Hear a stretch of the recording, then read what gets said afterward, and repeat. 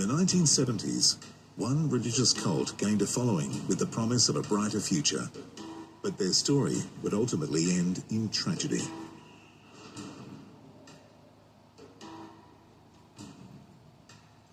In the 1970s, there was a proliferation of what were then called new religious movements, sects, cults, because there seemed to be a general disenchantment with religion and a searching for meaning elsewhere.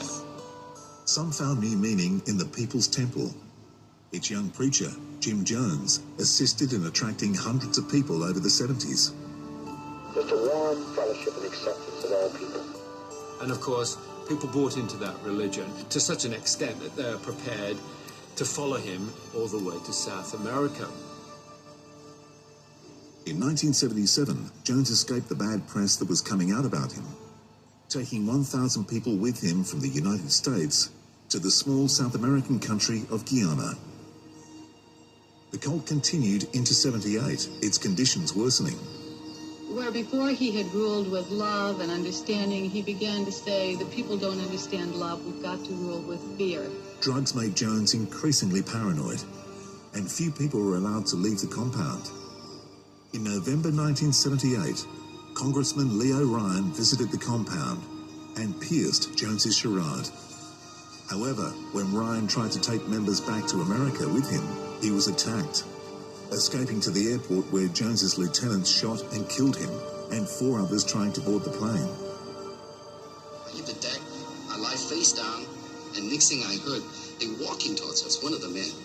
And next thing I know, the guy came close and blew his brain off. Jones panicked and convinced his congregation that the US government would kill them for the involvement in the crime.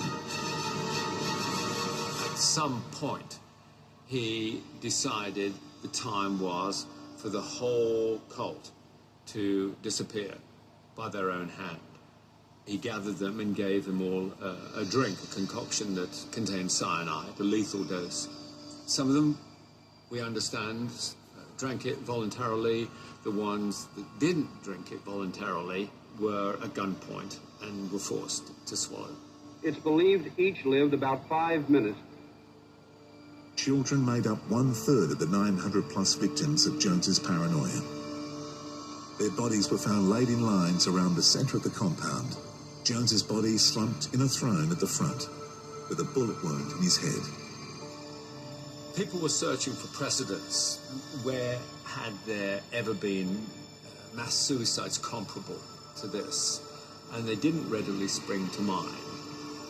Jonestown had become a utopian idea, but its power-hungry leader brought the dysfunctional cult to a disastrous end.